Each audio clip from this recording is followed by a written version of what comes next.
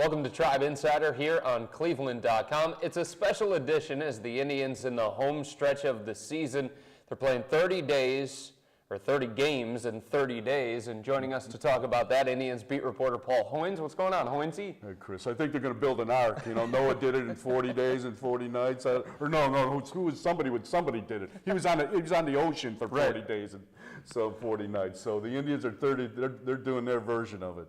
They have 13 games in that stretch, Hoynesy, with Kansas City and Detroit. So if the Indians want to be legitimate playoff contenders, they want to make this final push towards the playoffs. How many of those 13 do they have to take from those teams? Well, they played both teams very well. I think they've got, I think they have a winning record against the Tigers, and maybe they're 500 against the Royals, but they're going to have to make a push. They've got to take them, they can't split in this thing. 13 games you can't split, but they've got to win 7, 8, 9 games.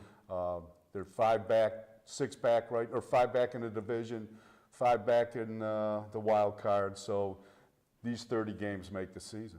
It's interesting, Hoynesy, because throughout this season, the Indians have kind of been up and down. Inconsistency has been the most consistent thing about them, actually.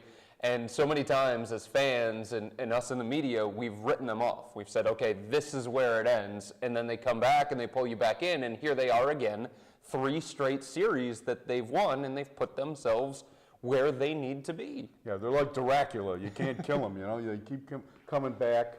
But the thing is, they're kind of up against it. Masterson really hurt them. I mean, this was his walk year. He flopped. Cabrera's gone. That was his walk year. They were expecting big things out of those guys. Swisher was supposed to stabilize part of the lineup. He's out. He's done for the year. David Murphy, their best hitter since the All-Star break, is out until mid-September with the oblique. They started 5 rookies yesterday, so they've got a lot of things working against them. The key, Chris, is their starting pitching. Their starting pitching is coming around. And you mentioned all the rookies that they have: Jose Ramirez, Tyler Holt, Perez behind the plate sometimes for Yan Gomes. Is this a case where the Indians are trying to develop these guys, or do they feel like these guys right now give them the best chance to win and are the only options for them? Well, I think they are trying to develop. I think any team in Cleveland's position has to, walk that fine line, compete, and develop at the same time, because you're not going to be able to go out there and spend a ton of money on the free agent market. So you've got to develop your own guys. And right now, they've got no other choice. These are the guys, because of injuries, because of trades, these are the guys that they've got.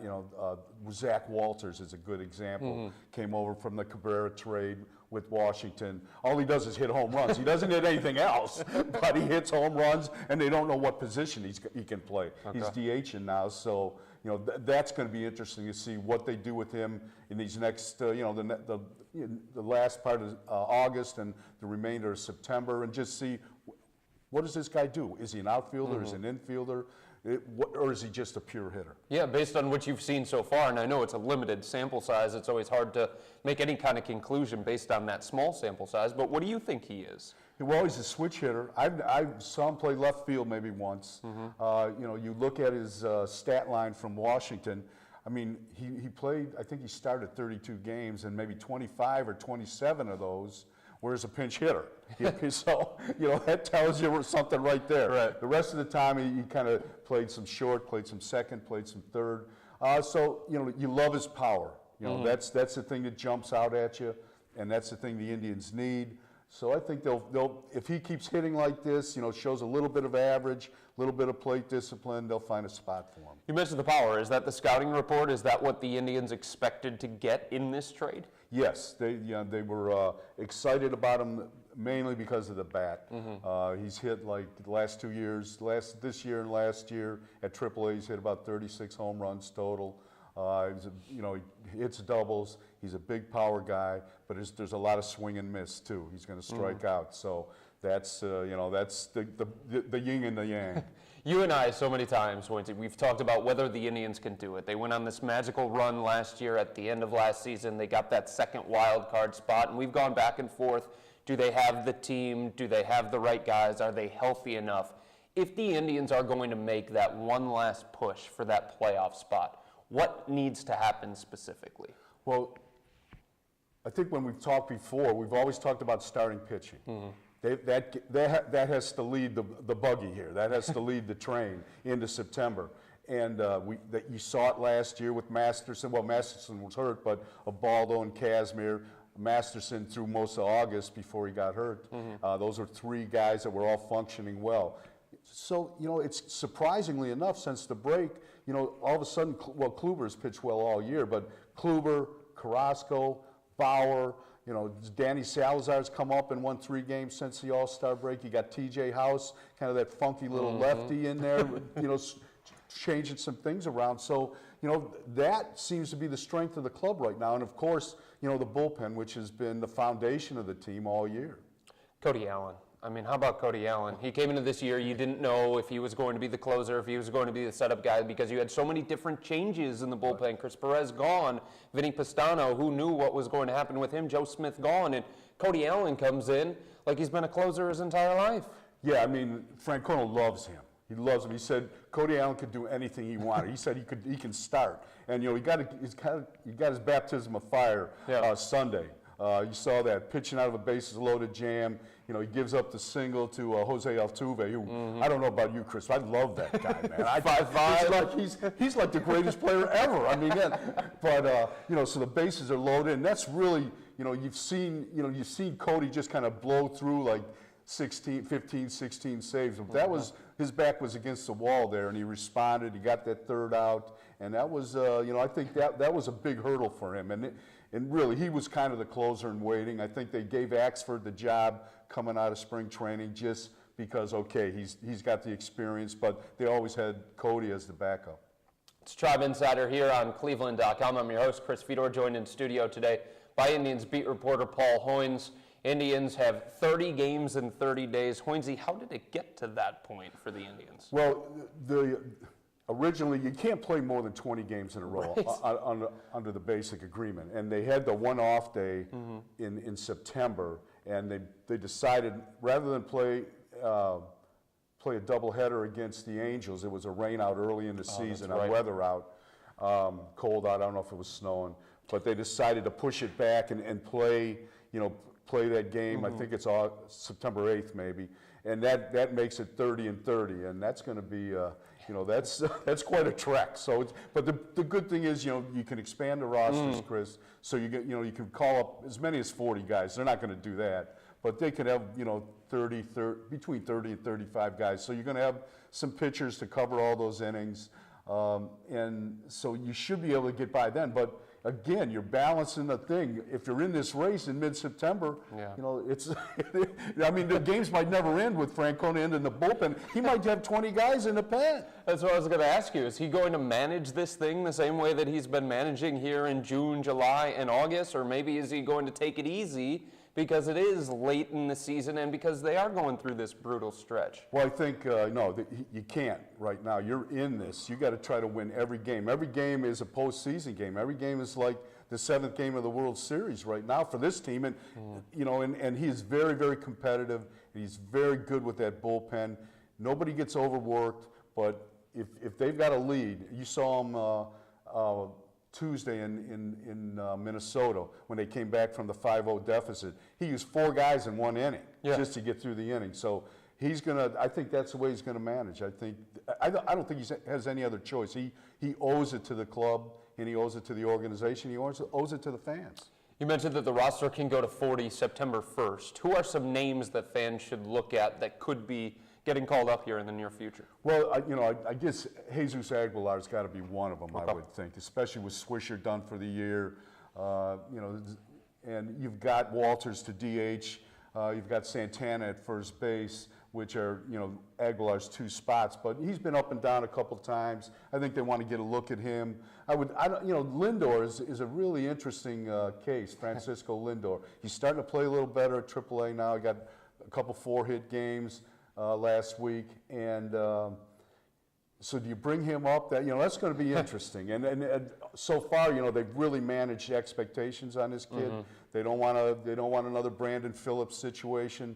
They want him when he's ready, bring him up here. But we want him to have the perfect situation where he can succeed. And right now, Jose Ramirez is playing the heck out of shortstop, so there's probably not a pressing need to bring him up, but maybe you bring him up just to get his feet wet. Do you think if Jose Ramirez was playing a little bit worse than he is right now, that Lindor would be somebody that they would consider, or are they just too hesitant? I think, I think from what I heard, if they would have to be he would have to be playing great at AAA, which he's been, a little up and down. Okay. And Mike Aviles and Ramirez would have to be in the tank, and they're not. They're holding their own here. So I'd really be, part of me says bring him up, let's see him, because I've seen him in spring training, and he can play. I mean, he's the real deal, and he can hit. He's not a big guy, but he's he's just a switch hitting shortstop, just the ideal shortstop, and it's going to be fun to see him play whenever he makes it. I think deep down, I think they bring him up. I really do. When it comes to the Indians' stance on it, Hoynesy, are they just concerned about a lack of confidence? Are they concerned that he's going to hurt the ball club? What's the fear here? Well, I think part of it is they don't want him up here before he's ready. They don't want him to feel get any sense of entitlement that which is what happened with Phillips. Okay. They brought him up. They started the season with him. He was terrible. They kept playing him, and then when they sent him down at the All-Star break, he never recovered from it, and he went into he sulked for a year and a half, and they finally traded him, and that's a franchise changing decision. They haven't had think of all the second basemen they've gone through. They gave up a Gold Glove, All-Star type, middle of the order, second baseman there. I don't think I don't think that's the driving force behind this, but I'm sure that's in the back of their mind. And I think Lindor and Phillips are two different, cats too. Yeah, and I think it's interesting that you bring up Brandon Phillips too, because a lot of people are going to remember that trade because Grady Sizemore came over in that trade for Bartolo Colon. The centerpiece of that baby was Brandon Phillips. Yeah, and they said that. Yeah. The Indians said that from the get-go. Phillips, Sizemore, and Cliff Lee. I mean, if that's not the best trade like Mark Shapiro has ever made, I mean, maybe any general manager has made. That's like in the top 5. Yeah. So and to give the key piece away when I mean that's something you still don't get over. You still don't get over. It's been an interesting season, Hoynesy, for Lonnie Chisenhall in particular. Coming into the year, he didn't get the consistent at-bats. He wasn't the everyday third baseman or the everyday player. And then he started to tear it up, and we were thinking, wow, could this guy win the batting title here for the Indians? What's this guy's ceiling going to be? How's he going to finish off the rest of the year? Tailed off a little bit from Lonnie Chisenhall. What do you think has changed with him?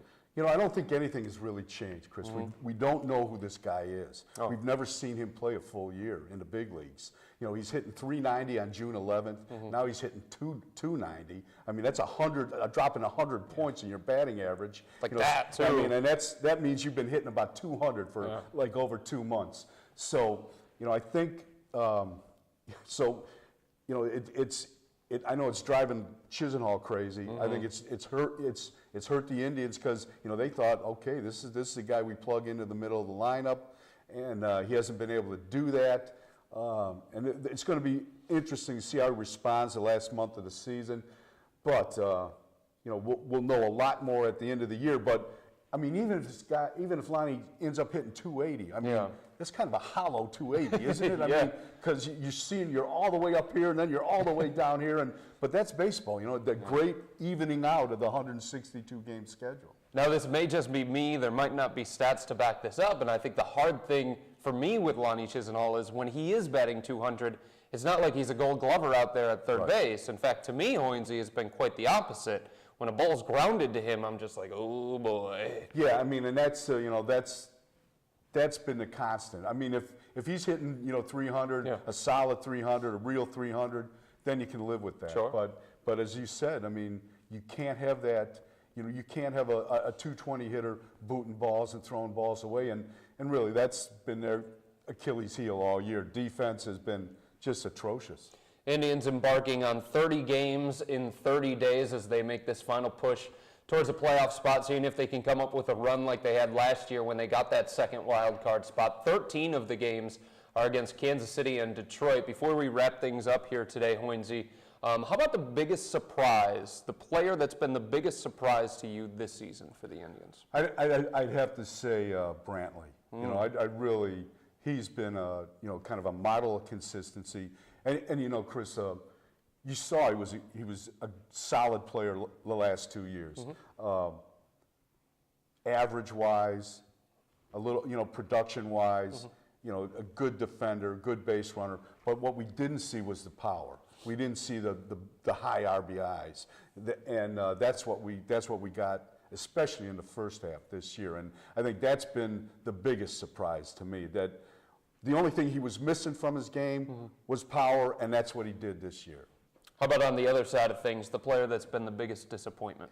There's unfortunately there's been a lot of them, and this was, if you think about it, if their key players had if Masterson had pitched well, if Cabrera had a decent season, an all-star type year, which isn't asking too much from him, I don't think. If Bourne had stayed healthy, if Kipnis hadn't gotten hurt at the end of April, and has been really kind of limited with the way he swung the bat. I mean, as well as they played, they'd be right there right now. So, I would think, probably, I would think, I don't know when Swisher got hurt, but I would think that's probably the most disappointing player. Just from they've made him the face of the franchise, and he just struggled offensively, struggled defensively, and obviously he had some physical problems because you don't have 2 knee operations just for the heck of it, I mean, it's interesting that you bring this up, Hoynesy, because a lot of fans, they've been frustrated, they've been disappointed by the Indians, and I get it. After the playoff run that they went on last year, there were expectations coming in this season, and some of the moves that they made this offseason, people were looking forward to seeing this team. But if you lay everything out there, and if you're just honest about everything, Asdrubal Cabrera was a core member of this team, he's gone. Justin Masterson was supposed to be the ace of this team, he's gone. Bourne's missed time, like you said. Nick Swisher's been awful. David Murphy is missing time. Gomes is hurt on the DL right now. Gomes is on the DL. They've been rotating guys in the outfield. Carlos Santana got off to a horrid stretch at the beginning of the season. People were thinking maybe he should go back to the minors. Given everything that this team has been through so far this season, Hoynesy, to sit here and look at the schedule and see the record and see 66 and 63, I'm actually startled that they're still in this thing. I mean, Chris, I feel the same way as you. I think a lot, you've got to give a credit to Francona, the way he's held the club together, and you've got to give credit to guys that are just the grinders on this team. Brantley, I mean, Kipnis playing hurt. I mean, Gomes, next to Brantley, Gomes is probably the biggest surprise of the club. I mean, both of them signed multi-year extensions in spring training. We didn't know what Gomes was doing. This was his first full year. We didn't know. We saw some power with him last year. But now, I mean, he's had a great second half. Unfortunately, he's on the DL right now with a concussion. But, he had that tough start defensively. And but he reeled that back in. He's one of the top. He's probably one of the top 2 catchers in the American League right now. So, I mean, just and the bullpen, the way all those guys in the bullpen, it's unbelievable. I mean, all those guys come out, Shaw and Atchison and Allen and even Hagedorn has come back after it took him about 5 times, but he's got his act together. And C.C. Lee and that kid Crockett. Crockett looks like he's 10 years old. He comes out there, he's getting people out. I mean, that part of the club is I think that's why they are where they are right now, Chris. And aside from Kansas City and Detroit, and we mentioned that they've got 13 games against those 2 teams, aside from that, it seems pretty favorable. You mix in the Angels that one game, but you're looking at the Chicago White Sox, you're looking at the Minnesota Twins, you got Houston again on the road, so this is a schedule that sets up for them to possibly make this late season run. Right, and if you remember last September, after the break last year, set up the same way, especially September when they went 21-6. Now, the schedule favored them, but you got to win those games. You've got to win those games. All right, that's it for Tribe Insider today here on cleveland.com. Thanks to all of you for joining us as the Indians embark on a really tough stretch. Again, 30 games in 30 days as they try and make this last this last push for that playoff spot, seeing if they can do it again as they're 66-63 on the season. Hoynesy, thanks for joining me today. Thanks, Chris. Thank you. And thanks to all of you.